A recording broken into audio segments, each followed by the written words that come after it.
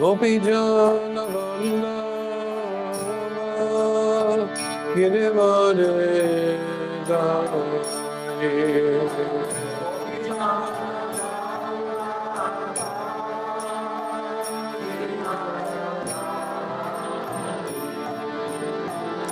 Gopijana Vallabha Girivare dair.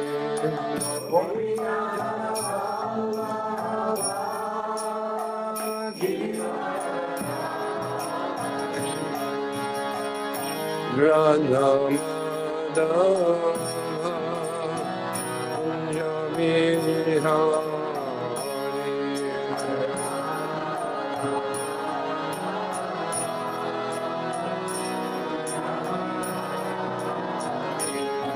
Jaya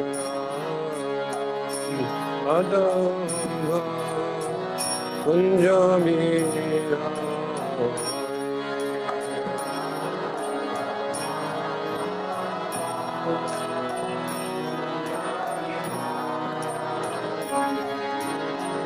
Gopijana Vallabha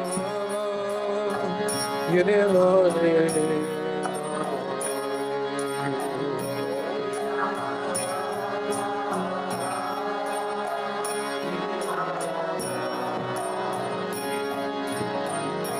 Gopijana Vallabha Girivare.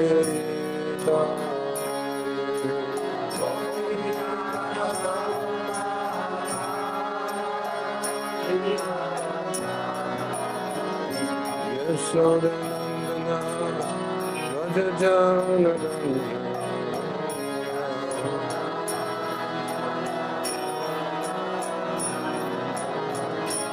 Yashodanandana Rajajanandana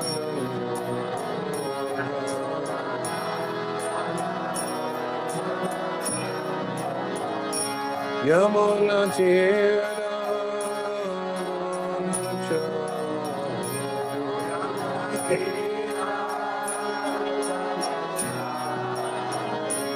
Yamuna Tiravana Cha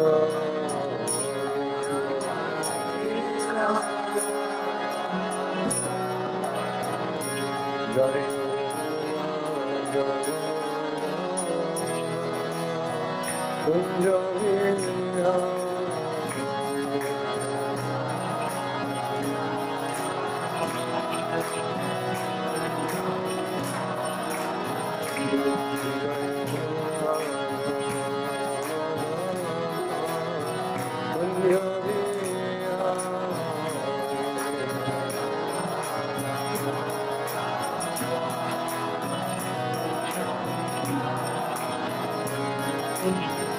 Gopijana Vallabha Girivare.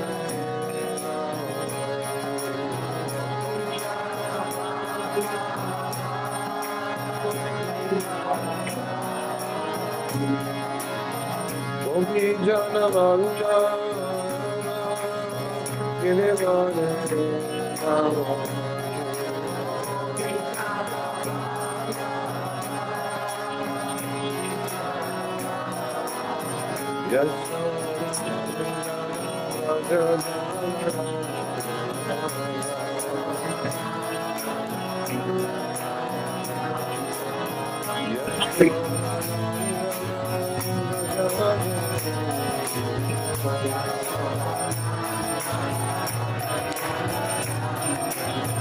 Yamuna Tira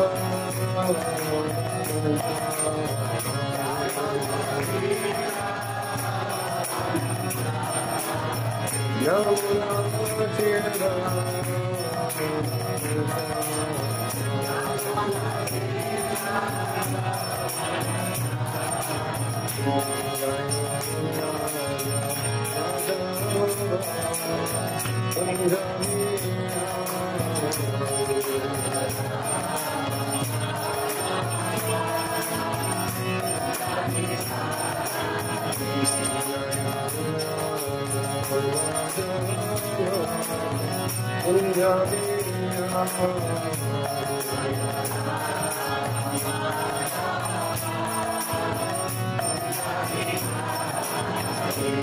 Hare Krishna,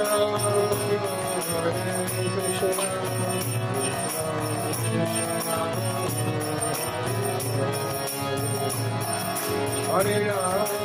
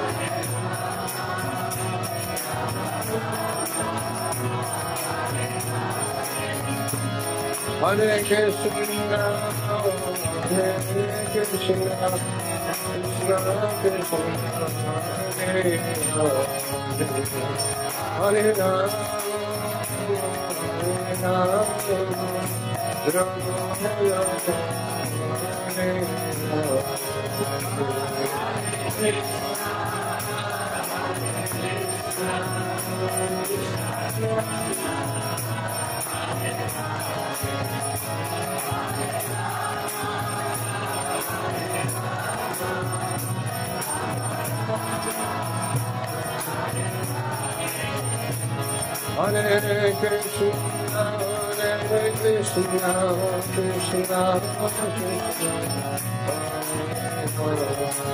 Hare, Hare Rama, Hare Rama,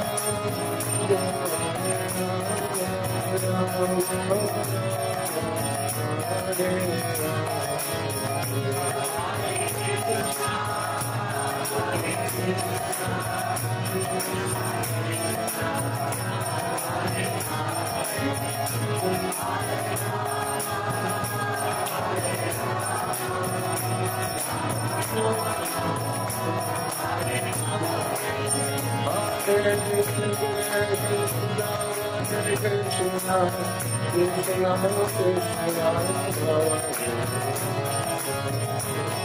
Hare Rama,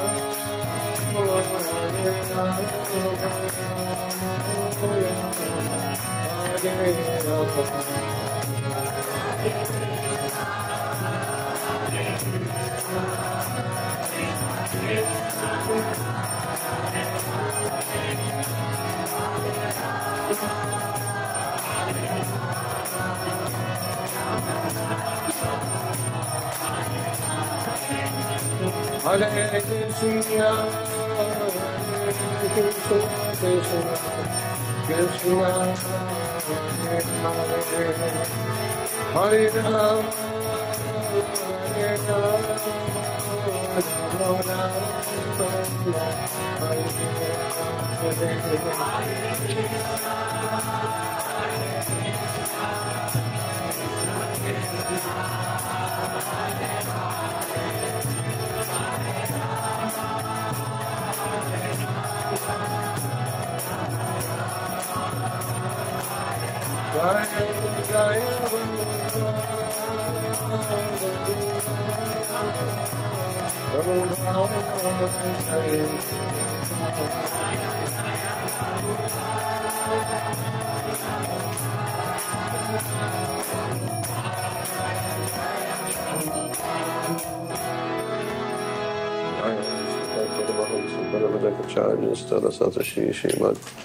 Bhakti Siddhanta Sarasvati Prabhupada ki Tam Vishnu Padmahamsa Paravajakacharya Sarasvati Srimad Srila Srila Bhakti Siddhanta Sarasvati Goswami Maharaj Prabhupada ki Ananta Kota Vaishnavrinda ki ISKCON founder Acharyas Divine Grace Srila Prabhupada ki Namacharya Srila Haridas Thakur ki Namesi Gahoshi Krishna Chaitanya Prabhu Nityananda Shri Advaita Gadadhar Shivasari Gaura Bhakti Vrinda ki Shri Radha Krishna Gopa Gopinath Shamakund Radhakund Giri Govardhan ki Shri Vrindavan Dham ki Shri Navadvip Mayapur Dham ki Ganga Mayi ki Muna Mayi ki Tulsi Devi ki Bhakti Devi ki Sankirtan Yagya ki Shri Harinam Sankirtan ki Samaveta Bhakta Vrinda ki Gopremananda.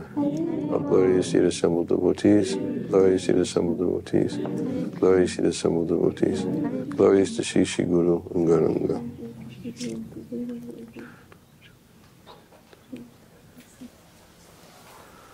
Omagyanantimirandasya Giranjana Shalakaya Chaksho Unminitam Jena Tasmai Shri Gurave Namaha Mukam Karoti Vachalam Bangam Langayate Garim Yat Kripa Tamaham Vande Shri Gurun Dinataranam Ma Om Vishnu Padaya Krishna Prestaya Bhutale Shri Mate Bhakti Siddhanta Sarasvati Namane Namaste Saraswati Deve Gauravani Pacharane Nirvashesha Shanyavadi Vastachade Satarane Jai Shri Krishna Chaitanya Prabhu Nityananda Shri Advaita Gadadhar Shri Vasari Gaura Bhaktavinda Hare Krishna Krishna Krishna Hare Hare Hare Rama Rama Rama Hare Hare.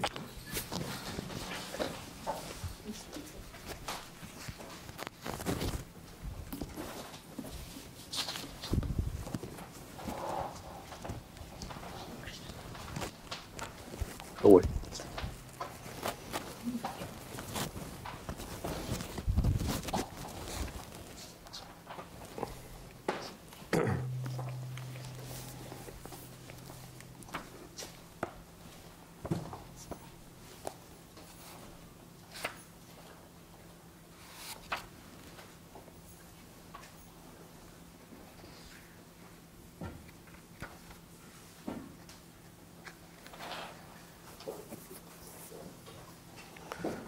Okay. There's an easy one to find. Page 108.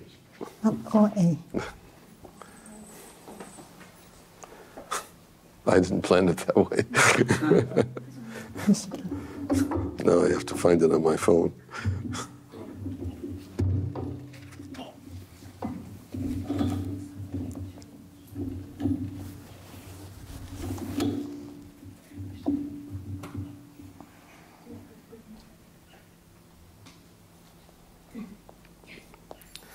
So, yesterday we just read one reference from Amrita Vani about the purpose of festivals. Dün Amrita Vani'den festivallerin amacıyla ilgili bir bölüm okumuştuk. In order to really take advantage of the transcendental wisdom which is revealed throughout the pages of Amrita Vani, I'm going to try to read a few of them today and speak a little bit about them. Amrita Vani'den belirtilen, yani Amrita Vani'den edinebileceğiniz transcendent bilgiden tam olarak faydalanabilmek için ondan bazı bölümler okuyacağım bugün. I particularly like this book because I find that it's very instructive. Ben bu kitabı özellikle çok seviyorum çünkü çok güzel talimatlar içeriyor. And I find a lot of times that the references that can be found in these pages are very, very relevant to devotees' lives. Ve bu kitapta bulunan talimatların da Adana'nın hayatları için çok geçerli olduğunu düşünüyorum. For instance, this one I'm going to read today is about anger. Örneğin bugün okuyacağım bölüm öfkeyle ilgili. Anybody experienced that before? Bunu daha önce deneyimleyen kimse var mı aranızda? Anybody ever experienced anger that's difficult to control? Ve hiç kimse aranızda kontrol edilmesi zor olan bir öfkeyi deneyimledi mi? Because actually there is a type of anger. Prabhupada speaks about it in Upadeshamrita, Viroda Yukta Krodha. Upadeshamrita'da Srila Prabhupāda'nın bahsettiği bir tür öfke var. Which means the anger which arises from frustration. O da hayal kırıklığı sonucunda oluşan bir öfke, kızgınlık. Generally, anger which arises from frustration is difficult to control. Genellikle böyle bir hayal kırıklığı sonucunda ortaya çıkan bir öfkeyi kontrol etmek zor oluyor. It controls us. O bizi kontrol ediyor. And under the control of Viroda Yukta Krodha, sometimes we say things or do things which we later regret. Bu öfkeyi kontrol etmek yerine çoğu zaman biz sonrasında pişmanlık duyduğumuz şeyler söylüyoruz ya da yapıyoruz. Sometimes we find ourselves just behaving in a particular way towards somebody else that really wasn't justified. Yani biz bazen karşımızdaki bir kişiye belli bir şekilde davrandığımızı görürüz ve bunu haklı çıkarmaya çalıştığımızı. Of course, we always look for the justification. Tabii ki biz her zaman böyle bir haklı neden bulmaya çalışıyoruz. It helps us to feel better about ourselves if we can find a good justification for anger. Yani bu kendimizi daha iyi hissetmemizi sağlıyor. Eğer kızgınlığımız için bir neden bulabilirsek. But if we want a good justification for anger, then we should try to see anger from a different perspective. Ama öfkemizi haklı çıkarmak yerine bizim öfkeye başka bir açıdan bakmamız gerekiyor. One type of anger is anger which controls us, and the other type of anger is when we're in control of anger. Bir tür öfke bizi kontrol eden bir öfke, diğer bir öfke de bizim kontrol ettiğimiz bir öfke. Sometimes anger could be used in Krishna service. Bazen bu tür bir öfke Krishna'nın hizmetinde kullanılabiliyor. And that's what is going to be spoken about in this particular section about how anger could be used in Krishna service. Bugün okuyacağımız bölümde de özellikle bundan bahsediliyor. Nasıl öfke Krishna'nın hizmetinde kullanılabilir? So, Prabhupada, you might think that a pure devotee, a sadhu, a resident from the spiritual world is somebody who's completely devoid of anger. Şimdi Prabhupada bir sadhuydu, saf bir Adana'da spiritüel dünyadan gelmiş bir kişiydi ve tamamıyla öfkeden özgürdü. But was it yesterday Shiva Maharaj said something about that? You wouldn't want to be near Prabhupada if you made this mistake. Bugün Şiva şunu söyledi. Eğer bu hatayı yaparsan Şila Prabhupa'nın yanında olmaman gerekir o anda. He had a way of utilizing anger in Krishna service. Onun yani öfkeyi Krishna'nın hizmetinde kullanmak için bir yolu vardı. But he was always in control of it. Ama her zaman o öfkeni kontrol ediyordu. In fact, I remember not long ago when I was reading the book "I Will Build You a Temple" by Giriraj Maharaj. Ben geçenlerde Giriraj Maharaj'ın yazmış olduğu "Sana bir tapınak inşa edeceğim" kitabını okumuştum. He was citing one story that took place in Juhu. Juhu'da geçen bir olaydan bahsediyordu kitapta. Prabhupada had just returned from some place and he wanted to see the building where the devotees were living. Prabhupada bir yerden dönmüştü ve Adana'nın yaşadığı bir binayı görmek istemişti. So the devotees brought him into it was a small building. It was before Juhu was constructed. Bu Juhu yapılmadan önce Adana'nın kaldığı küçük bir binaydı. And when he walked in the building, it was very messy, and Prabhupada was disturbed. He made some comment about it. Ve yani içeri girdiğinde Prabhupada oranın çok dağınık olduğunu gördü ve bununla ilgili bir yorumda bulundu. And then when they went upstairs, Prabhupada saw something else that really got him angry. Ve yukarı çıktığında onu gerçekten kızdıran başka bir şey gördü. He saw that the books were not properly placed in a box, and they were scattered all over the place, and it was very, very disarrayed. Kitapların iyi bir şekilde kutulara yerleştirilmediğini ve her yerde dağılmış bir şekilde olduğunu gördü. And he got very angry. He pointed this out and chastised the devotees to fix it immediately. Ve çok öfkelendi bu duruma ve hemen Adana'ları azarladı ve hemen düzeltmelerini istedi. And when Prabhupada got angry, it elicited a certain reaction. Yani Prabhupada öfkelendiğinde bu belli bir tepkiye neden oluyordu. You moved. You moved. Sizi gerçekten harekete geçiriyordu bu. Quickly. Hemen. So that's what the devotees did. They moved quickly. Ve oradaki adınanlar da hemen harekete geçtiler. Then Prabhupada left the building and was on his way to the rooftop where he was supposed to meet some people. Ve o binadan ayrıldığında bir çatı katına doğru ilerliyordu. Orada bazı insanlarla And he buluşacaktı. saw on the ground there was a stone that had been laying that was cracked. Ve orada bir taşın olduğunu gördü ve onu çatlamış And he olduğunu became gördü. very angry. What happened? Ve dedi ki ne oldu? The devotees were afraid to follow Prabhupada any further Artık Prabhupa'yı da daha fazla takip edemiyordu adına. because they were just getting it from one place to the next. Çünkü bir yerden bir yere taşıyorlardı devamlı. So Prabhupada went up into the rooftop Sonra Prabhupada çatı katına çıktı, and he sat down oturdu and he was just smiling with all the people, completely composed, no anger, no nothing. ve çok gülümseyerek ve yani huzurlu bir şekilde insanlarla oturuyordu, hiçbir şikayette bulunmuyordu. And the devotees, they were just trying to decide for themselves if they should go up on the roof or not. Ve adınanlar da yukarı çıksak mı çıkmasak mı ona karar vermeye çalışıyorlar. Because they thought Prabhupada was really angry. Çünkü Prabhupa'nın gerçekten çok kızgın olduğunu So düşünüyorlar. when they went up, they saw Prabhupada. He was interacting with everybody just like completely happy. Ve yukarı çıktıklarında Prabhupa'nın herkese çok mutlu bir şekilde sohbet ettiğini gördüler. And they immediately understood that all that anger that Prabhupada had displayed before was specifically for them. Ve anladılar ki o ana kadar işte Prabhupa'nın göstermiş olduğu öfke sadece onlar içindi. It had a purpose. Ve bunun bir amacı vardı. It had a purpose, and therefore sometimes you have to use anger in Krishna service. Ve bazen de öfkeyi Krishna'nın hizmetinde kullanmanız gerekir. But it's one thing to use anger, it's another thing to be used by anger. Ama bir şey, yani öfkeyi kullanmaktır, diğer bir şey de öfke tarafından kullanılmaktır. And so this is what this little story is about from Amrita Vani about anger. Bu hikayede bununla ilgili Amrita Vani'den bir hikaye okuyacağız, öfkeyle ilgili. In fact, there's this story in the 4th canto of the Bhagavatam.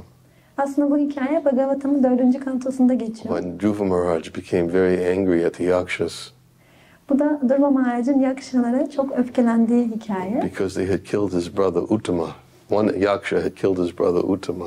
Çünkü o Yakşalardan bir tanesi erkek kardeşi Uttama'yı öldürmüş. When Uttama had gone into the forest to hunt. Çünkü Uttama ormana girip avlanmaya çalışıyordu. And Dhruva Maharaj's anger just went completely, he decided to destroy the whole Yaksha race. Ve Dhruva Maharaj o kadar öfkelenmişti ki bütün Yakşaların soyunu yok etmeye karar verdi. And Swayambhuva Manu, he had to come down and stop him, otherwise he would have destroyed the whole Yaksha race for the misbehavior of one Yaksha.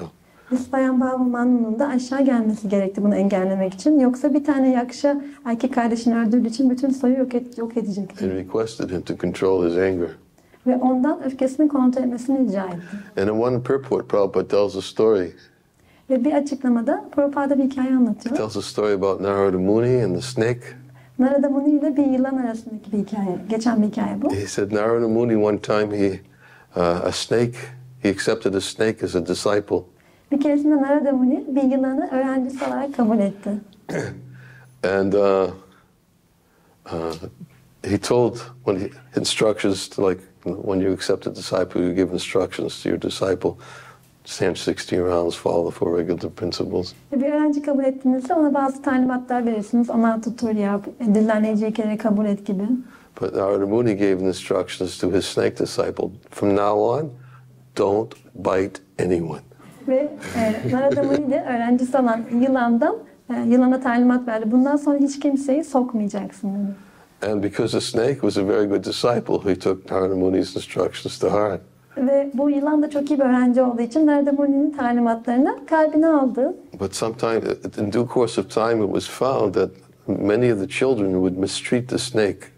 Ama bir süre sonra birçok çocuk bu yılanı kötü davranmaya başladılar. And they would throw stones at the snake. Ve onlar taş atmaya başladılar bu yılana. And the snake went back to Narada Muni and explained, I'm following your instruction. Ve o da yani yılan da Narada Muni'ye gitti ve dedi ki senin talimatlarını takip But ediyorum. nobody has seen a snake before who doesn't bite. Ama hiç kimse daha önce yani sokmayan bir yılan görmemiş. And they're taking so much advantage of me. Even little children are throwing stones and hitting me with stones. Can you give me some instruction? Ve herkes bana çok kötü davranıyor. Hatta yani çocuklar bile bana taş atıyorlar. Bana bazı talimatlar verebilir misin? And Narada Muni instructed the snake. Ve o da Narada Muni de yılana bir talimat Yes, verdi. you should not bite. Dedi ki evet sokmamalısın. But when the children come, you should raise your hoods in such a way as if you're going to bite, but don't bite. Ama çocuklar geldiğinde yükselebilirsin sanki yani sokacakmış gibi ama sokma kesinlikle. And Prabhupada said that that's how to engage anger in Krishna service. Use that as an example. Narada Muni's snake disciple. Ve yani Srila Prabhupada da öfkeyi nasıl Krishna'nın hizmetinde kullanabileceğimize dair Narada Muni'nin bu yılana verdiği talimatı örnek olarak gösterdi. He was still a passive snake. O hala bir yılandı. And would not bite. Ama sokmuyordu. But to stop the children from throwing stones, he would raise his hoods and they stopped. Ama yani çocukları kötü davranışlarından yani kötü davranmamaları için bu şekilde sokacakmış gibi yapıyordu. So let's talk about this. Let's read about this. The answer to the question is anger towards those envious of devotees, a limb of devotional service. Burada bu bölümü okuyalım. Şimdi adananları, kıskananlara karşı gösterilen öfke, adanma hizmetinin bir kolu mudur? We should display anger toward those who are envious of devotees. Biz adananlara karşı haset içinde olanlara bir öfke göstermeliyiz. This is a particular limb of devotional service. Bu adanma hizmetinin özel bir koludur. It's one of the limbs of devotional service, to be angry towards those who are envious and mistreat devotees. Adananlara kötü davranan ve onlara karşı haset içinde olanlara karşı öfke göstermek adanma hizmetinin kollarından birisidir. Of course, towards ourselves, it's different. Tabii ki bu bize karşı işlendiyse durum farklıdır. But towards the other devotees, we can display anger. It's a way to engage anger in the service of the Lord. Ama eğer bu başkalarına karşı, diğer adananlara karşı yapıldıysa, bu Rabbe karşı adanma hizmetinin bir koludur ve bu yapılmalıdır. But towards ourselves, then this is a well-known verse I quote a lot, which explains how we should deal with mistreatment towards ourselves. Ama eğer bir kişi bize karşı kötü davranıyorsa, biz buna nasıl cevap vermeliyiz? Bu çok ünlü olan bir kıtada açıklanıyor. Because sometimes when devotees hear this verse, it's so hard. Çünkü bazen adananlar bu kıtayı duyduklarında çok zor bu diyorlar. But there's a verse in the first canto of the Bhagavatam. Ama bu Bhagavatam'ın 1. kantosuna geçiyor. Chiraskrita vipralabda kshapta kshipta hata hapi nasya tat patikorvanti tad bhakta kavayopihi.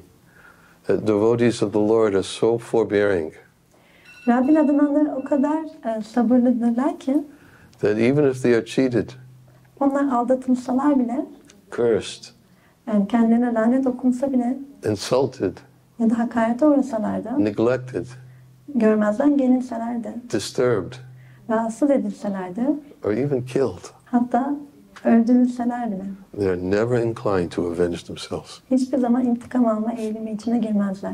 This is a devotee. Bu bir adanandır.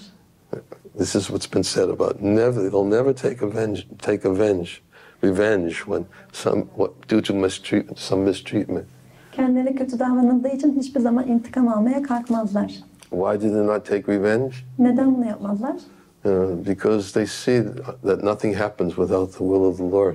Çünkü bilirler ki Rabbin iradesi olmadan hiçbir şey gerçekleşmez. Not a blade of grass moves without the will of the Lord. Bir parça ot bile yani Rabbin isteği olmadan hareket edemez. So how can I blame somebody who's done something to me if I deserve it? Eğer ben bir şey hak ettiysem birisini bana bunu yaptığı için nasıl suçlayabilirim? That was revealed by Parikshit Maharaj's dealings with Dharma the bull. Ve Dharma yani öküzle olan ilişkisinde Parikshit Maharaj'ın nasıl davrandığını görüyoruz. When Parikshit Maharaj observed that Dharma the bull had his legs broken, Dharma'nın yani öküzün ayaklarının kırıldığını gördüğünde Parikshit and he Maharaj asked Dharma, "Who did this to you?" ona soruyor. Sana bunu kim yaptı? Dharma's response was, "If I point out the perpetrator of my suffering, I'm just as guilty as the person who did it." Dharma da diyor ki eğer ben bana bunu kim yaptığını sana ispiyonlarsam bunu yapan kişi kadar ben de suçlu olurum. Because nothing happens without the will of the Lord. Çünkü Rabbin iradesi olmadan hiçbir şey gerçekleşmez. Parikshit Maharaj could really understand this must be Dharma, religiosity personified. Parikshit Maharaj gerçekten bunun Dharma olduğunu yani dinin şahıslaşmış hali olduğunu anlayabilmişti. And he executed his duty to protect religious principles. Ve o da dini ilkeleri korumak için kendi görevini ifşa etti. But generally, this is how we should try to see things that happened towards ourselves without vengeance. Ve biz kendimize karşı işlenen kötü davranışlara karşı böyle davranıyoruz. Yani intikam duygusu olmalı. But a limb of devotional service is to become very angry towards those who are envious and mistreat other devotees. Ama diğer adananlara kötü davrananlara karşı öfke göstermek, öfke sergilemek adanma hizmetinin bir koludur. And then Srila Bhakti Siddhanta Sarasvati Thakur goes on. A lack of anger against blasphemers is unjustified. Böyle kabahat işleyenlere karşı eğer bir öfke gösterilmezse, bunda bir eksiklik olursa bu haklı çıkarılamaz. But we need to understand who is actually envious of devotees. Ama biz gerçekten kimin adananlara karşı haset içinde olduğunu anlamak zorundayız. Those who do not serve the Supreme Lord, the Supersoul, and most blissful friend of all living entities do not benefit themselves, but instead invite trouble by their envy of Krishna and the Vaishnavas. Yüce Rabbe, Yüce Ruh'a ve bütün canlı varlıkların en mutlu arkadaşına hizmet etmeyenler kendilerine fayda sağlamazlar ama onun yerine Krishna'ya ve Vaishnavalara karşı duydukları haset nedeniyle problemlere davet ederler. Such people are branded as envious and we should not show them mercy. Bu kişiler haset içinde olan kişiler olarak adlandırılırlar ve biz onlara merhamet göstermemeliyiz. These people become intoxicated by worshipping materialists. Bu kişiler materyalist olanlara ibadet ederek uyuşmuş bir hale gelirler. We should both ignore them and display our anger toward them. Biz onları hem görmezden gelmeliyiz hem de onlara karşı öfkemizi göstermeliyiz. Specifically speaking about those who display their envy towards Vaishnavas. Burada özellikle Vaishnavalara karşı kıskançlık gösteren kişilerden bahsediyor. Anybody who displays envy with an intent to cause harm to Vaishnavas, we should not show them mercy. Vaishnavalara zarar verme eğiliminde olan bir kişiye karşı, yani kişilere karşı biz merhamet göstermemeliyiz. The word that's used is upeksha. We should neglect them. Burada upeksha kelimesi kullanılıyor. Yani onları görmezden gelmeliyiz. For their benefit. Onların faydası için. Just like it's described for a Madhyama Adhikari, he has 4 types of behavior. Burada Madhyama Adhikari'nin özelliklerinden bahsediliyor. 4 tane aslında davranış biçimi var. His love for the Lord. O Rabbe sevgi duyar. Makes friendship with those who are devotees. Adananlarla arkadaşlık kurar. He is compassionate to those who are innocent. Masum olanlara karşı sevecendir. And those who are envious, he neglects them. Ve kıskanç olanları da görmezden gelir. Why does he neglect them? Neden onları görmezden gelir? Because if he tries to give them a good instruction, they become even more envious. Çünkü onlara eğer iyi bir talimat vermeye çalışırsa onlar daha da kıskançlaşır. Prabhupada says if you give milk to a serpent, it becomes more poisonous. Ve Srila Prabhupada eğer bir yılana süt verirseniz o daha da zehirli hale gelir diyor. So we neglect them, and because we don't want them to become even more degraded by their mistreatment of Vaishnavas. Biz onları görmezden geliriz çünkü onların daha da kötü davranarak daha da aşağı bir pozisyona düşmelerini istemeyiz Vaishnava'ya karşı. But Srila Bhakti Siddhanta raises a very nice point in his commentary in the 11th canto. Ama Srila Bhakti Siddhanta Sarasvati Thakur 11. kantoya yaptığı bir yorumda çok önemli bir noktayı vurguluyor. He says even though we neglect them, biz onları görmezden gelsek de in our heart we pray for their well-being. Biz kalbimizde onların iyiliğini dua ederiz. We still their well-wisher. Biz yine de onların iyi dilekçisiyizdir. It's not that we hate them. Onlardan nefret etmeyiz. We neglect them for their well-being. Onları görmezden geliriz ama onların iyiliği için bunu yaparız. And within our heart we pray they may get the mercy of the Vaishnava. Ama kalbimizde onlar için dua ederiz ve Vaishnava'nın merhametini almalarını dileriz. Certainly by the mercy of a Vaishnava, it's possible that even an envious person can become a Vaishnava. Kesinlikle bir Vaishnava'nın merhametini alırsa çok kıskanç bir kişi bile bir Vaishnava olabilir. I can tell so many stories of that from our experience, years of experiences out in Harinam. Ben Harinam'da edindiğim yıllar boyunca edinmiş olduğum tecrübelere dayanarak bununla ilgili size birçok örnek verebilirim. People who mistreated the devotees and later became devotees. Adananlara kötü davranıp sonra kendileri adanan olan birçok kişi var. But anyways, that's a whole other topic. Ama bu tamamıyla başka bir konu. So here it's describing one of the limbs of devotional service is to be angry towards and neglect those who are envious or intent on causing harm to Vaishnavas. Burada adamın hizmetinin kollarından birisi olarak Vaishnavalara karşı zarar vermek isteyen veya onları kıskanan kişilere karşı öfke gösterilmesi ya da onların görmezden gelinmesi. How is it one of the limbs of devotional service? How is it? It's a question. Nasıl bu yani adam hizmetinin kollarından birisi olabilir? Because it's described there are 6 enemies of the mind. Çünkü zihnin 6 tane düşmanı olduğu. Mohan, what are they? 6 enemies. Ne bunlar Mohan? Anger, pride, illusion, kedu, mohan, piscashi, irichik, envy, lust. You get them. You know the Sanskrit? Kama, krodha, lobha, moha, mada, matsarya. Very good. Very good. Kama, krodha, lobha, mada, moha, matsarya, envy. So Narottam Das Thakur gives these 6 enemies of the mind. Narottam Das Thakur zihnin bu 6 düşmanından bahseder. And he explains of ways of how they can be dovetailed for the service of the Lord. Ve onları nasıl Rabbin hizmetinde kullanabileceğinden bahseder. Because everything in this world is actually a perverted reflection of the spiritual world. Çünkü bu dünyada bulunan her şey aslında spiritüel dünyadaki şeylerin ters dönmüş bir hali. Here it's perverted. Burada çarpıtılmış hallerini görüyoruz. But in the spiritual world there's anger. Ama spiritüel dünyada da öfke var. Even in the spiritual world is envy. Hatta spiritüel dünyada da haset var. But we can't employ envy in Krishna service. Ama biz bu kıskançlığı Krishna'nın hizmetine In the spiritual kullanamıyoruz. world is envy, but there's never any malice, never any intent to cause harm. Spiritüel dünyada kıskançlık var ama hiçbir kötülük yok aslında. Hiçbir zarar verme isteği yok. So he says, lust, let me, kama, lust, let me engage my lustful proclivities by offering the fruits of my work to Krishna. Ben şehvetimin aslında etkilerini, yaptığım işlerin meyvelerini Krishna'ya sunarak kullanabilirim bu şekilde. Anger, let me engage my anger by becoming angry at those who are intent on causing harm to Vaishnavas. Ve ben Vaishnavalara karşı zarar verme eğiliminde olanlara öfkemi göstererek öfkemi bu şekilde meşgul edebilirim Krishna'nın hizmetinde. Lobha, greed, let me become greedy to associate with those who are always talking about Krishna. Ve açgözlülük, ben hep Krishna hakkında konuşanlarla birliktelik kurmak için açgözlü olabilirim. Moha, let me become bewildered if I cannot achieve my worshipful Lord. Moha, bewilderment? Moha, yani ben ibadet edilesi Rabbimin yanıltıcı enerjisi içinde kaybolabilirim. Mada, let me become mad after service to the Lord. Mada, yani Rabbe hizmet etme konusunda çılgına dönebilirim. Matsaya, does anybody know how to engage Matsaya? Matsarya'yı nasıl meşgul edebileceğimizi biliyor I know muyuz? you know the answer. Sen biliyorsun.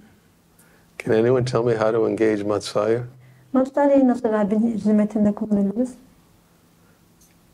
I would be interested here if you did know. Eğer biliyor olsaydınız bu ilginç olurdu. Because there isn't any way. Çünkü bunun hiçbir yolu yok.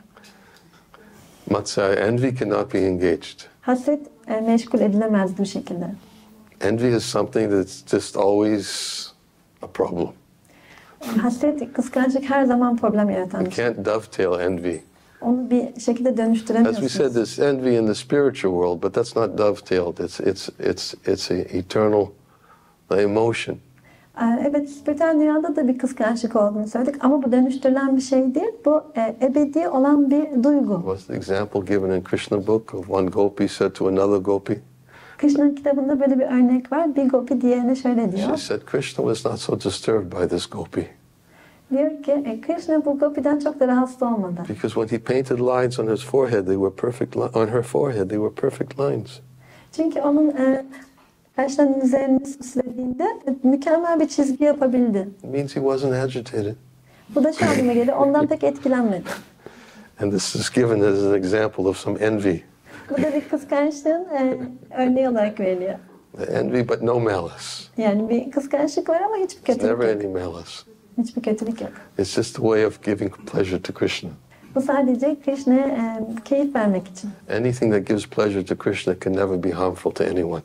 Krishna'ya memnuniyet veren hiçbir şey hiç kimse için zararlı olamaz. Therefore, all the emotions of the spiritual world are the actual transcendental qualities that eternally manifest in the associates of the spiritual world. O yüzden spiritüel dünyada deneyimlenen bütün duygular aslında Rabbin ebedi olarak birliklerinde olan kişilerin spiritüel, transandantal özellikleri. But there's never any malice. Ama bunların içinde hiçbir kötülük yok. It means no intent to cause harm. Ya da hiçbir zarar verme amacı, niyeti yok. So there's no way to dovetail envy in Krishna's service. Yani haseti ya da kıskançlığı Krishna'nın hizmeti için dönüştürmenin hiçbir yolu yok. It's something that has to be dealt with by purification of the heart. Bu sadece kalbin arınmasıyla yani üstünden gelinebilecek bir şey. But we should at least recognize it for what it is. Ama en azından onun ne olduğunu fark etmemiz gerekiyor. As Krishna described,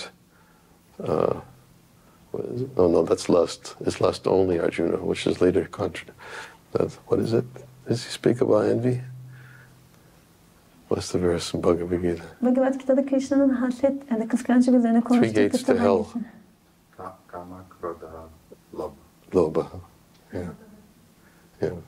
Chiveda Harakesh. Anyways, so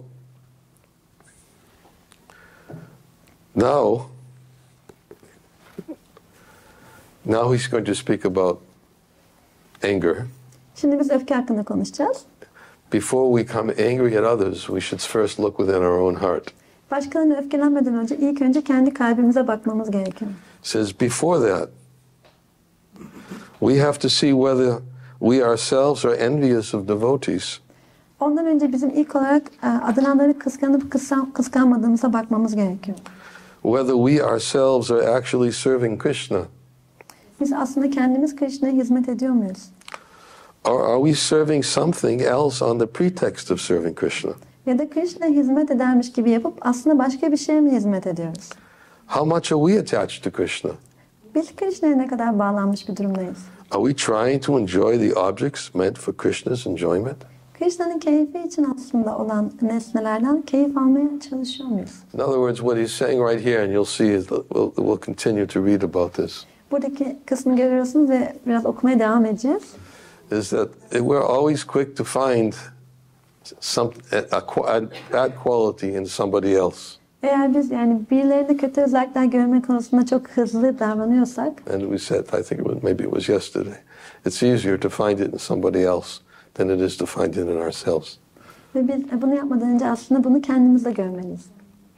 So therefore he's saying, but before you see that others are envious, you should look within yourself first. Ama başkalarının kıskançlığını düşünmeden önce ilk olarak kendine bakman gerekiyor. Am I actually thinking of Krishna's pleasure? Ben Krishna'nın memnuniyetini düşünüyor muyum? Am I actually attached to Krishna? Ben gerçekten Krishna'ya bağlanmış durumda mıyım? Am I trying to enjoy the objects that are meant for Krishna's pleasure? Krishna'nın keyfi için olan şeylerden keyif almaya çalışıyor muyum? Srila Bhakti Siddhanta Sarasvati Thakur in another place in Amrita Vani, Srila Bhakti Siddhanta Sarasvati Thakur, Amrita Vani'nin başka bir yerinde he talks about spiritual vision. spiritüel vizyondan bahsediyor. He says spiritual vision is that when we see all women as Krishna's beloveds, Spiritüel vizyon biz bütün kadınları Krishna'nın sevgileri olarak gördüğümüzde gerçekleşir. and they're only meant to be enjoyed by Krishna. Ve sadece onlardan keyif alanın Krishna olması gerektiğini This is düşünüyor. spiritual vision. Spiritüel vizyon budur. He says we should see our parents as Krishna's parents. Ve diyor ki biz kendi anne babamızı Krishna'nın anne babası olarak Instead düşünmeliyiz. of seeing our children as our servants, we should see them as Krishna's friends. Biz çocuklarımızı hizmetkarlarımız gibi görmek yerine onları Krishna'nın arkadaşları olarak görmeliyiz. He said when we have a vision like this, we'll see only the spiritual world. Ve bizim böyle bir vizyonumuz olduğunda biz sadece spiritüel dünyayı göreceğiz diyor. This is spiritual vision. Bu spiritüel vizyon. Vision, of course, it has to be awakened. Tabii ki bu vizyonun uyandırılması gerekiyor. But we should at least know that it exists. Ama en azından bunun var olduğunu bilebiliriz. There are those who have such spiritual vision. Böyle spiritüel bir vizyona sahip olan kişiler And var. by knowing that it exists and knowing that those who have such spiritual vision, Ve bunun var olduğunu bilirsek ve böyle bir vizyona sahip kişilerin var olduğunu da bilirsek, it gives us hope that maybe someday it can actually happen in my own heart. bu bize belki bunun bir gün bizim kalbimizde de olabileceğine dair bir umut verir. So we should never be envious of those who have spiritual vision. Ve biz spiritüel vizyona sahip olan kişileri kıskanmamalıyız. We should glorify them. Onları yüceltmeliyiz. So then he says, Sonra şöyle diyor, get ready for this. buna hazır olun. Srila Bhakti Siddhanta Sarasvati Thakur is very, very cutting. Cutting. Ve Srila Bhakti Siddhanta Sarasvati Thakur çok keskin olabiliyor. He says, he's speaking of himself. O kendisinden bahsediyor. I think my enjoyment-prone material body is fiercely envious of Krishna and his devotees. Sanırım benim keyif almaya bu kadar eğilimli olan maddi bedenim çok Krishna'yı ve onun adananlarını çok kıskanıyor. Because instead of thinking constantly of Krishna's lotus feet and happiness, Çünkü devamlı olarak Krishna'nın lotus ayaklarını ve onun mutluluğunu düşünmek yerine I'm busy worrying about my own happiness. Kendi mutluluğum için endişeleniyorum. Because the characteristics of a Vaishnava is always thinking of Krishna's pleasure. Çünkü bir Vaishnava'nın özelliği her zaman Krishna'nın mutluluğunu düşünmesidir. Is I'm only thinking of my own happiness. Ama ben hep kendi mutluluğumu düşünüyorum. I'm blaspheming others. Ve başkalarını suçluyorum. And I'm looking for faults. Ve onların hatalarını bulmaya çalışıyorum. I do not look at myself at all. Kendime hiç bakmıyorum bile. I am such an offender at the feet of devotees Ben adananların ayaklarındaki büyük bir kabahat işleyen kişiyim. that I should first learn to display anger toward myself. O yüzden benim ilk olarak kendime karşı öfkelenmeyi öğrenmem gerekiyor. How do you display anger towards yourself? Nasıl bunu yaparsınız? Kendinize nasıl öfke Want to hear? gösterirsiniz? Want to hear? Bunu duymak istiyor How do you musunuz? show anger Nasıl towards yourself? yapıldığını.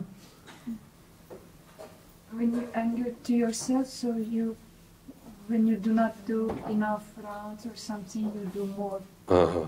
How do you demonstrate it though? Yani çok yeterince tur yapamazsanız daha çok tur he's yaparsınız. going to tell how he demonstrates his anger to himself.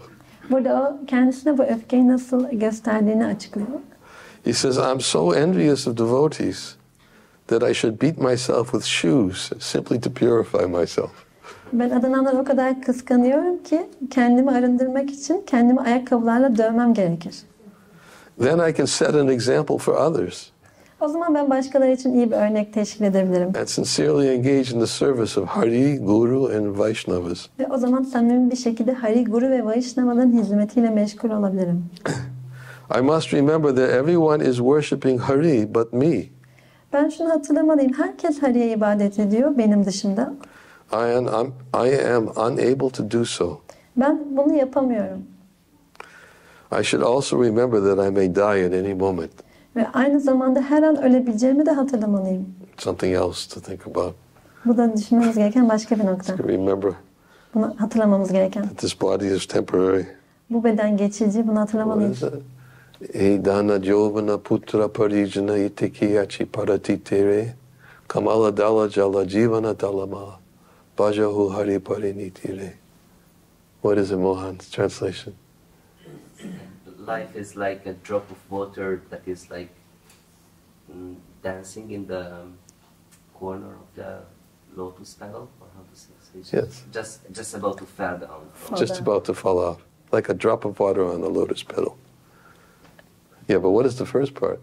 Edana jovana putra parijana itikiyachi parititire. So much attached to like family, children. Wealth, sons, wife, youth, family. What is there in it? Just as a drop of water appears on a lotus leaf, such is this life. So what should I do about it? How does he end it? Just let me worship Lord Hari. Yeah, the only necessity. The only necessity. Sometimes, I'm sorry. Çevirisi şöyle.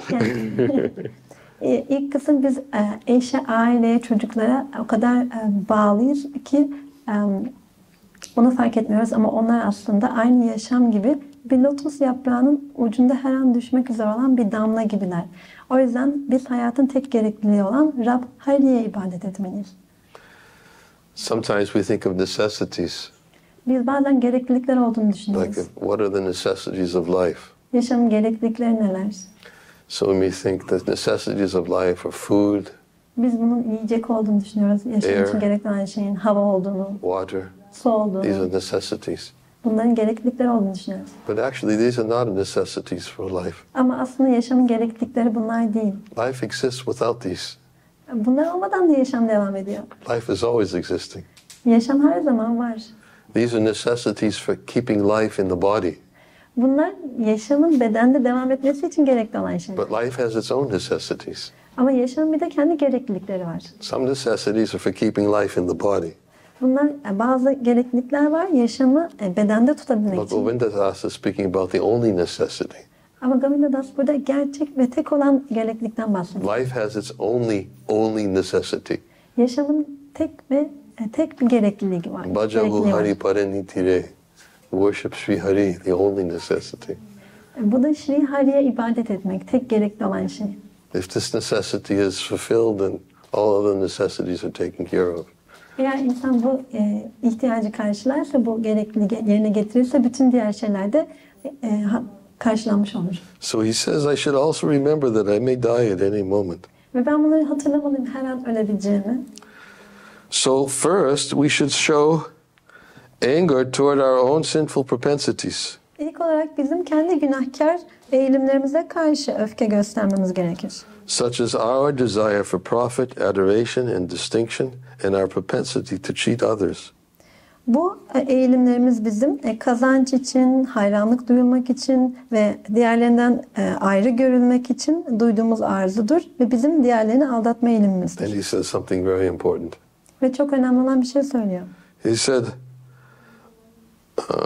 we must correct ourselves first. Burada diyor ki ilk olarak kendimizi düzeltmemiz gerekiyor. Otherwise, we cannot correct others. Öteki türlü diğerlerini düzeltemeyiz.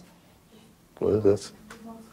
This saying, people who live in glass houses shouldn't throw stones. That's something. Have you ever heard that expression? People who live in glass houses shouldn't throw stones. Cam evlerde yaşayanlar taş atmamalılar.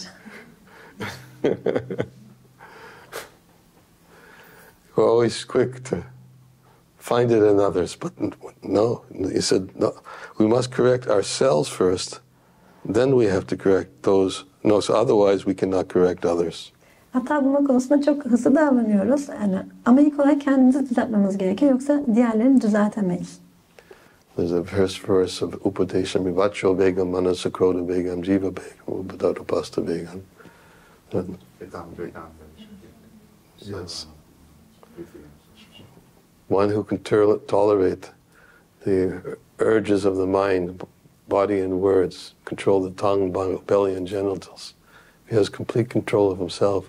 Then he can instruct others, teach others how to become Krishna conscious. Eğer bir kişi bedenin, yani zihnin ve bütün bu dürtülerini kontrol edebilirse, yani dilini, belini ve cinsel organlarını, o zaman o diğerlerine Krishna bilincini verebilecek bir duruma gelebilir ve talimatlar verebilecek bir duruma gelir. Therefore we see we gave Srila Prabhupada as an example. O yüzden de biz Srila Prabhupāda'yı örnek olarak veriyoruz. Because he had full control of his mind and his senses. Çünkü o zihnini ve duyularını tam olarak kontrol edebiliyordu. He was never in any way controlled by his anger. Hiçbir zaman öfkesi tarafından kontrol edilmiyordu. Never controlled by his desire for enjoyment, worldly enjoyment. Hiçbir zaman dünyevi şeylerden keyif alma isteği, arzusu tarafından kontrol edilemiyordu. In fact, I was just reading recently in Amrita. Amrita'da çok yakın bir zamanda okuduğum bir şey var. It was in I can't remember what year it was, but it was in Tokyo. Tokyo'daydı bu olay. And many of the devotees were Prabhupada at the time. Many devotees were there in Tokyo with Prabhupada at the time. O zaman Tokyo'da birçok adanan Prabhupada ile beraberdiler. And they were observing Janmashtami. Ve Janmashtami festivalini kutluyorlardı. So on Janmashtami they had a very intense program of hearing and chanting about Krishna all day long. Ve bütün bu Janmashtami festivali sırasında Krishna hakkında duymak ve konuşmak için çok fırsatları olmuştu. And then everybody knows what's the next day after Janmashtami, right? Ve herkes de bir sonraki günün ne olduğunu biliyor Janmashtami'den sonra. Everybody knows it now, but they didn't know it then. Herkes şimdi bunun ne olduğunu biliyor ama o zaman bilmiyorlardı. And Prabhupada said, you saw how I worship my spiritual master on his appearance day, yes? Siz, yani Prabhupada dedi ki siz benim manevi öğretmenime onun Vyasa Puja gününde nasıl ibadet ettiğimi gördünüz değil mi? And Prabhupada started to become very angry. He said, where's the pushpa? Ve o çok öfkelenmeye başladı. Pushpa nerede dedi. And they were running around. Prabhupada wants pushpa. Prabhupada wants pushpa. Öğrenciler de etrafta koşturmaya başladılar. Prabhupada pushpa istiyor. Prabhupada pushpa istiyor. And they were thinking Prabhupada was asking for pushpan rice. Ve onlar pushpan pilavı istediğini zannettiler Srila Prabhupāda'nın. Where's the flower petals? Ama Srila Prabhupada yani çiçekler nerede diye soruyordu. So they ran into the kitchen. They said, Prabhupada wants pushpan rice right away. Onlar mutfağa koştular ve dediler ki Prabhupada pushpan pilavı istiyor. Prabhupada was waiting and waiting. Nothing's happening. Prabhupada bekliyordu. Hiçbir şey olmuyordu. He said, don't you know what Vyasa Puja is? Dedi ki Vyasa Puja'nın ne olduğunu bilmiyor musunuz? Chastising them. onları azarlıyordu. Somebody may say he should have been humble, he should have just tolerated it. But he had to instruct. Yani bir kişi onun alçak gönüllü olması gerektiğini, hoşgörülü olması gerektiğini söyleyebilir ama onun talimat vermesi gerekiyordu. In fact, one of the devotees, one of the sannyasis even started crying. Aslında oradaki adananlardan bir tanesi, hatta sanyasilerden bir tanesi ağlamaya başladı. So he then, as perfect control as he was, he called them all in the room. Ve sonra tamamıyla kontrol altında tutarak bütün duyularını onları odasına And çağırdı. he sat down and gave them detailed instructions what they should do the next day. Ve sonra onlara bir sonraki gün ne yapmaları gerektiğiyle ilgili çok ayrıntılı talimatlar vermeye He said, başladı. we'll have Vyasa Puja on the next day. O sonraki gün Vyasa Puja günüydü. So, of course, if somebody's in a position like that, they have to correct, they have to chastise. Eğer bir kişi öyle bir pozisyondaysa, yani diğerlerini düzeltmesi ve azarlaması gerekebilir. But it's simply all done as a matter of service. Ama bunların hepsi bir hizmet anlayışı içinde yapılmalı.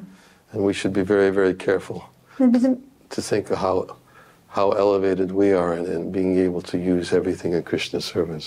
Ve bizim yani ne kadar yüksek bir derecede olduğumuzu ve nasıl her şeyi Krishna'nın hizmetinde kullanacağımızı, yani hangi seviyede olduğumuzu da çok iyi düşünmemiz gerekiyor. Çok dikkatli olmamız gerekiyor. He says we must correct ourselves first, otherwise we cannot correct others.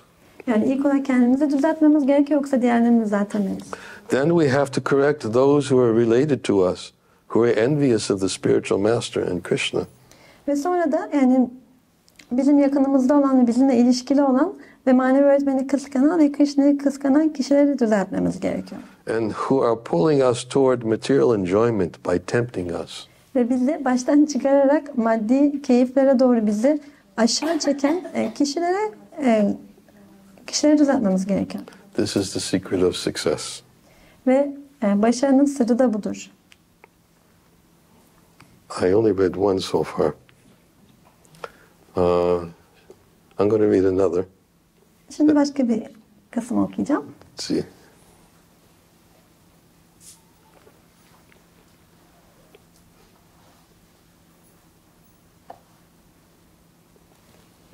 Page 287.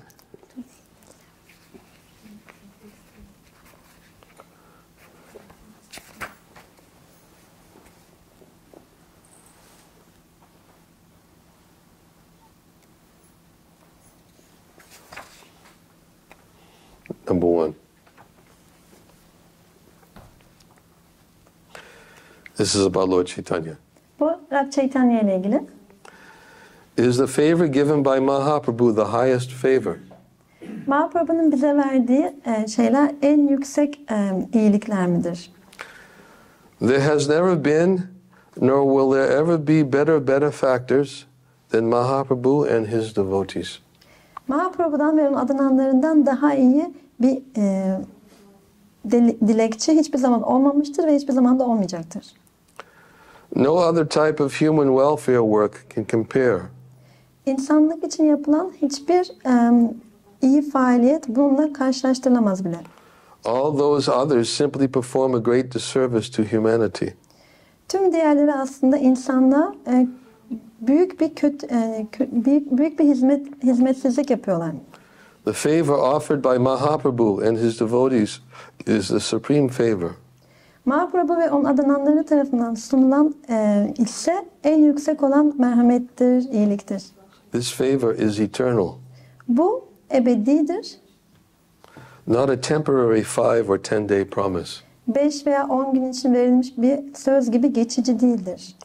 Mundane benefits tend to ultimately do harm. Dünyevi iyilikler, faydalar nihayetinde zarar verirler.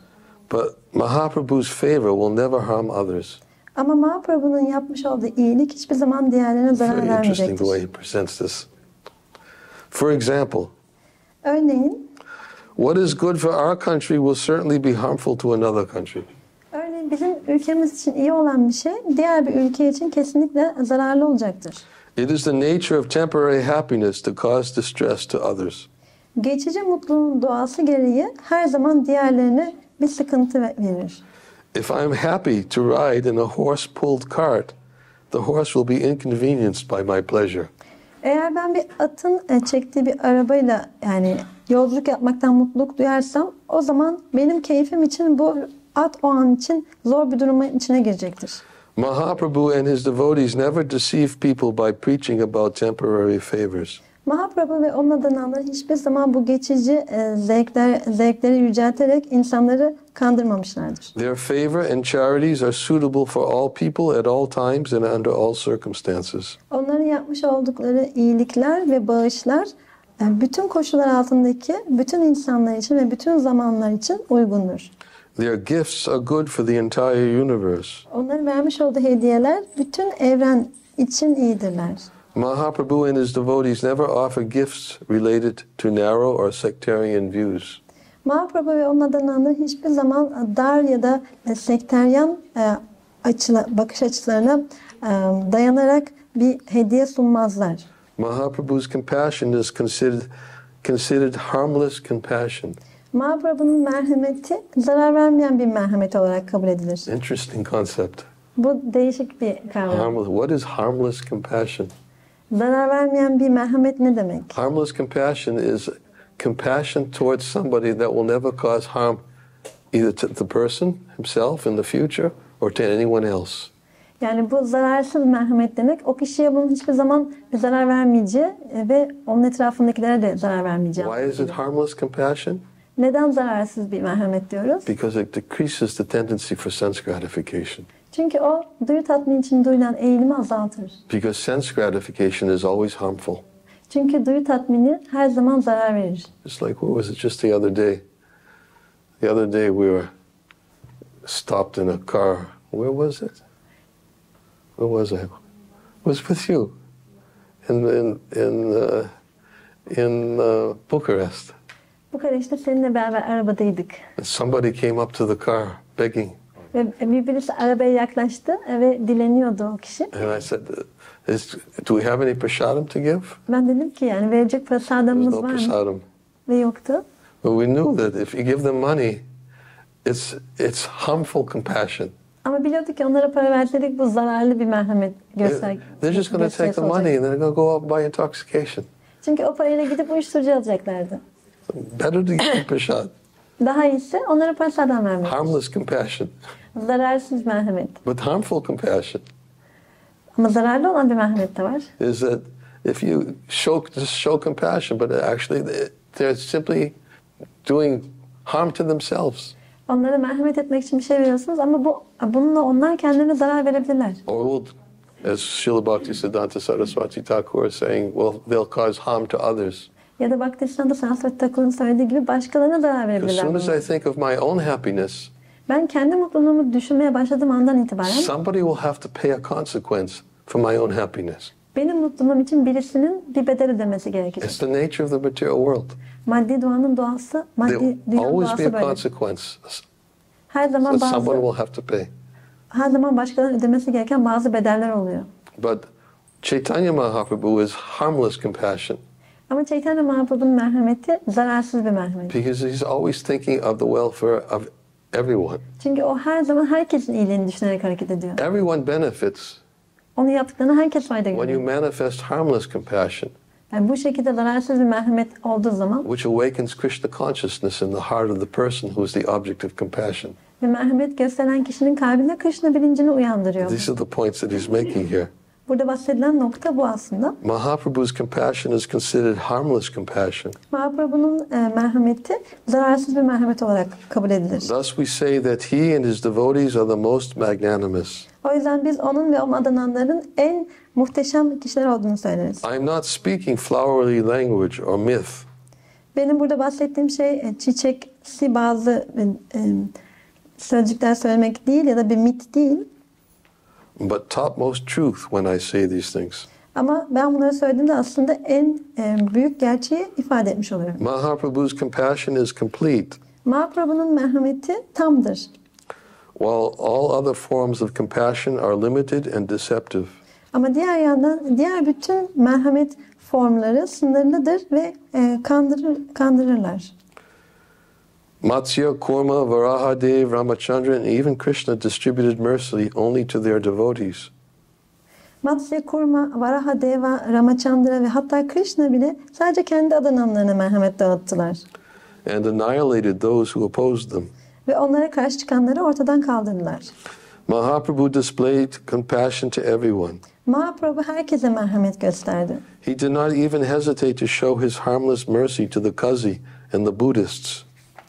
O bu zarar vermeyen merhametini Kazi'ye ve Budistlere dahi göstermekten çekinmedi.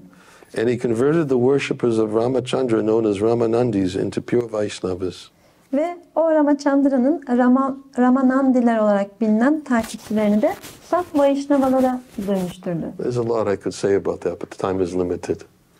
Bununla ilgili çok fazla şey söyleyemeyeceğim çünkü I just zamanımız want to sınırlı. introduce the concept of harmless compassion Sadece bu zararsız merhamet kavramını size tanıtmak istedim. as opposed to harmful compassion. Ve bu aslında bu zarar veren merhametin tam tersi olan bir şey. Prabhupada says, like, when you save the dress of a drowning man, you're not doing it, that's not compassion. Ve Srila Prabhupāda'nın söylediği gibi eğer siz boğulmakta olan bir adamın kıyafetlerini kurtarırsanız bunun hiçbir faydası olmayacaktır. But Mahaprabhu's compassion is harmless compassion. Ama Mahaprabhu'nun gösterdiği merhamet hiçbir Because zarar vermeyen bir merhamet. There's no satisfying no objective of sense gratification. Çünkü burada yani duyu tatminiyle ilgili hiçbir amaç yok. It's always meant and aimed to awaken the Krishna consciousness of others. Her zaman diğerlerine Krishna bilincini uyandırmaya yönelik bu And when faaliyetler. Krishna consciousness is awakened in others' heart, Ve diğerlerinin kalbine Krishna bilinci uyandığında they will spread the harmless compassion, onlar da bu zararsız merhameti yaymaya devam edecekler. such as Mahaprabhu's mercy. Aynı Mahaprabhu'nun merhameti. Anybody olduğu. have any questions about anger or about harmless compassion? Herhangi birisinin öfkeyle ilgili veya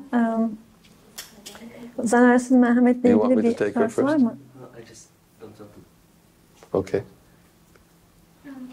Hare Krishna, Niranjana Maharaj. Thank you so much for the class. I remember that, for example, Srila Prabhupada, when he saw children starving, or when he heard about people being hungry in the East, in the Soviet Union, he was also extremely sad, and he was also visibly. Vaishnava is paradukha dukhi. He's never indifferent towards others' suffering. Çok teşekkürler ders için Niranjana Maharaj. Benim bir sorum var. Yani Srila Prabhupada bazı kişilerin yani açlık seviyesinde olduğunu veya hani Sovyetlerdeki insanların durumunu gördüğünde çok üzülüyordu. Evet, Vaishnavalar her zaman diğerlerinin acılarına karşı duyarlıdırlar. Therefore he said distribute prasad. O yüzden de prasadam dağıtın dedi. Not only that, but it is the householder's duty to give in charity. Ve bu evlilik yaşamı içinde olanların da görevidir. Yani bağışta bulunmak. It's one of the dharmas of grihastha. Ve grihasthaların dharmasından bir tanesi de budur.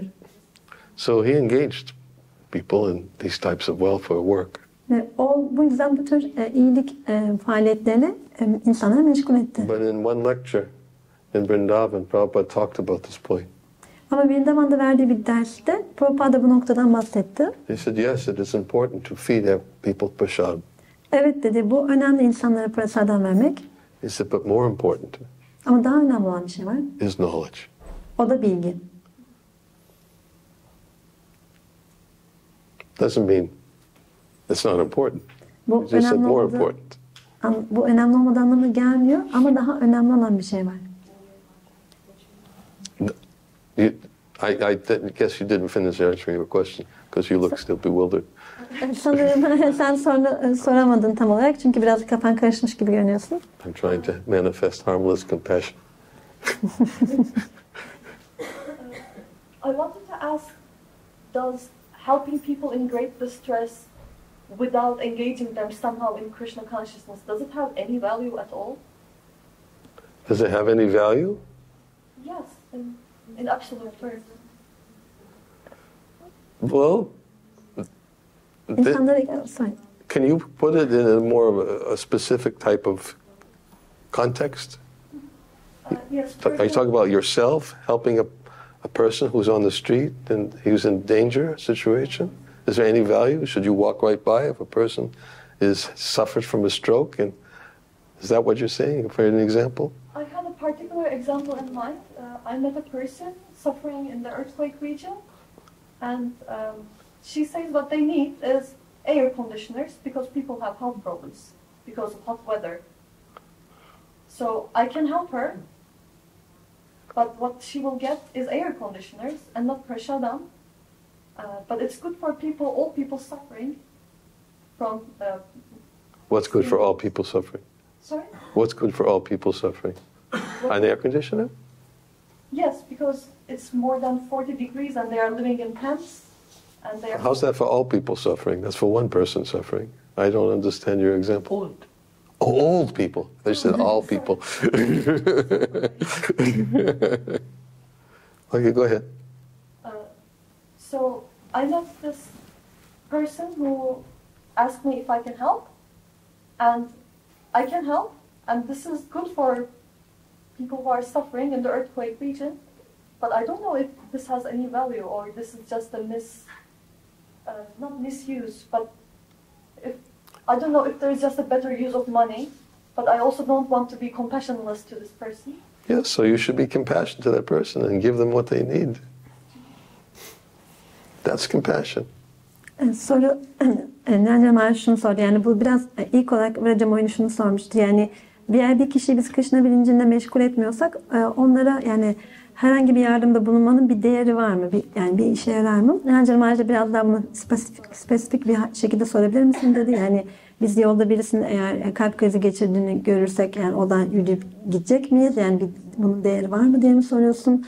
Ya da herhangi birisine yardım etmeyecek miyiz? Yani biraz daha açabilir misin dedi. Abracamoni'de tam aklında aslında başka bir soru vardı dedi. Deprem bölgesinde insanlardan birisiyle bağlantı içinde olduğunu ve onların da air conditioner yani klimaya ihtiyaçları olduğunu, çünkü orada havanın çok sıcak olduğunu ve yaşlı insanlar için de durumun çok kötü olduğunu öğrenmiş ve böyle bir yardımda bulunduğumda acaba bunun bir değeri olacak mı? Yani çünkü ben oraya prasadam değil klima göndermiş. Yani onlar klima almış olacaklar. Parayı daha iyi bir şekilde kullanabilir miyim diye sordum Niranjana Maharaj'da. Evet dedi. Onların ihtiyacı neyse onu gönder. Bu şekilde onlara merhamet etmiş olursun dedi. We should not be neglectful of others' suffering. Onların acılarını görmezden gelmemeliyiz. But we already defined what one needs. Yani bir kişinin ne ihtiyacı olduğuna bakmalıyız. The only necessity. Ama The only necessity. ama gerçek ihtiyacı ne olduğunu da görmeliyiz. Yani tek gerekliliğin. We should try to help everyone by giving them the only necessity. Ve herkese de tek gerekliliği sağlayarak aslında yardımcı olmaya çalışmalıyız. That's compassion. Bu merhamettir. But we don't neglect others' suffering. Ama biz diğerlerinin acılarını görmezden We don't turn gelmemeliyiz. away. Yani arkamızı dönmemeliyiz. We help according to our means. Yani elimizdeki imkanlara bağlı olarak yardımcı olmaya çalışırız. Vaishnavas never like to see any suffering at all. Vaishnavalar hiç kimsenin acı çektiğini görmek istemez. Paradukkha dukhi. It means that his other suffering is their own suffering. Yani başkalarının acısını kendi acıları olarak kabul ederler. Believe me, I've heard a lot about it in the last year and a half. Emin olabilirsiniz, ben son 1,5 yıl içinde çok fazla acı olduğunu gördüm, duydum. I'm the GBC of Ukraine. Ben Ukrayna'nın GBC'siyim. I know all about these things. Bütün bunları biliyorum.